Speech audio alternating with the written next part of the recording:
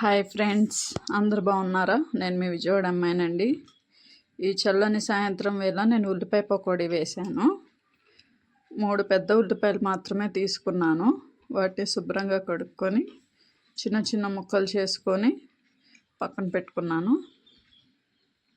తర్వాత పచ్చిమిరపకాయలు 4 తీసుకొని చిన్న చిన్న పీసెస్ చేసుకున్నాను. చాలా చిన్నవి చేసుకున్నాను రండి, పంట కింద పడితే బాగుంటుందని. తర్వాత గిన్నెలో ఒక 10 స్పూన్లు శనగపిండి, ఒక 2 స్పూన్లు బియ్యపిండి, కొంచెం లైట్గా వాము పౌడర్ వేసుకున్నానండి, వాము పౌడరు, ఉప్పు, కారం వేసుకొని బాగా మిక్స్ చేసుకుంటున్నాను.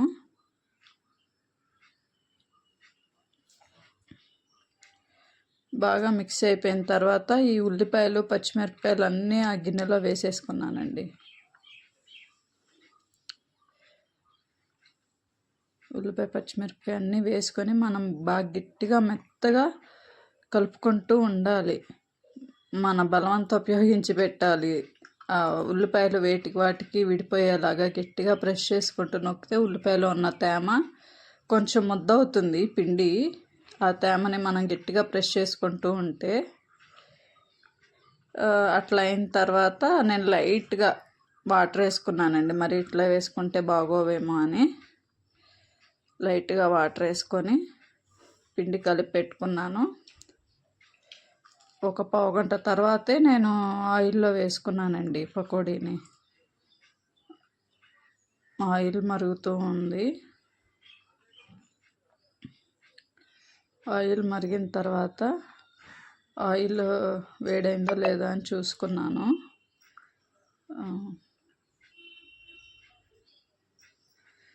వానాకాలంలో ఈవినింగ్ టైంలో ఉల్లిపాయ పకోడీ అంటే చాలా బాగుంటుందండి.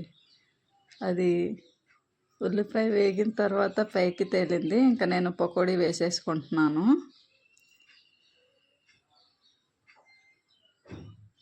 విడివిడిగా వేసుకోవాలి, కొంచెం కొంచెంగా. ఉల్లిపాయ పకోడీకి షేప్ ఏమి ఉండదండి, షేప్లెస్.